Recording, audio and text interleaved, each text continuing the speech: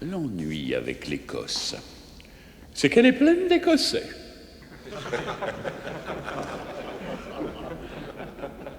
Peut-être le moment est-il bien choisi de réinstaurer une très ancienne coutume, accorder aux nobles la prima nocte, la première nuit. À chaque fois qu'une villageoise habitant sur leur terre se mariera, nos nobles pourront exercer un droit de cuissage sur la pucelle durant la nuit de ses noces. Faute de pouvoir bouter l'Écossais hors d'Écosse, nous l'effacerons comme race. L'ennui avec l'Écosse, c'est qu'elle est pleine d'Écossais.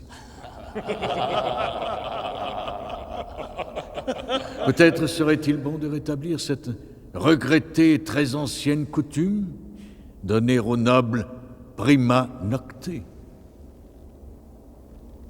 droit de cuissage.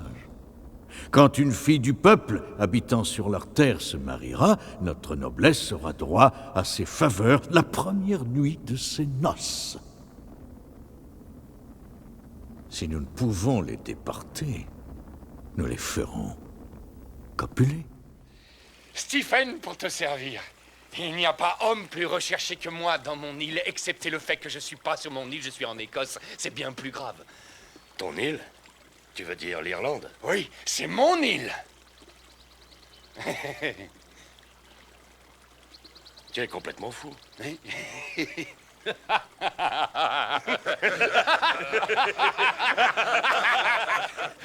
Je suis à ma place parmi vous, alors.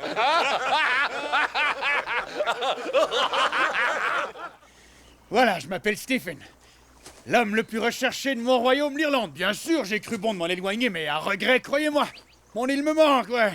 Ton royaume? L'Irlande, c'est ton île? Ouais, c'est la mienne. Tu serais pas un peu fou?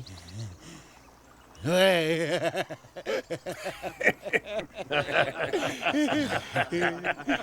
Et je crois bien que je suis au bon endroit, pas vrai? Ces braves qui ont maculé de sang le sol de Falkirk combattaient pour William Wallace de plein gré, pour un homme qui défendait une cause. Et c'est cette cause que j'ai foulée aux pieds. Par ma trahison, j'ai brisé sa confiance, cette foi qu'il transmettait aux autres. Et c'est cela qui me fait mal. Trahir le propre de l'homme. La trahison est un art. Honnis sur les traîtres! Mais ces hommes qui rougirent la terre de Falkirk de leur sang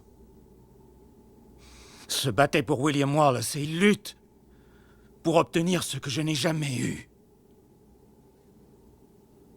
Et je l'ai empêché de le faire. Moi, je l'ai trahi et je l'ai vu sur sa figure sur le champ de bataille. Et je suis déchiré par le remords. Mais tous les hommes perdent courage et trahissent un jour. Tous sauf Wallace! Pourquoi cela serait-il impossible? Vous êtes si préoccupé à vous chamailler pour les quelques miettes qu'Édouard vous jette de sa table, que vous en oubliez le droit que Dieu vous a donné d'être des hommes libres. Il y a une différence capitale entre nous.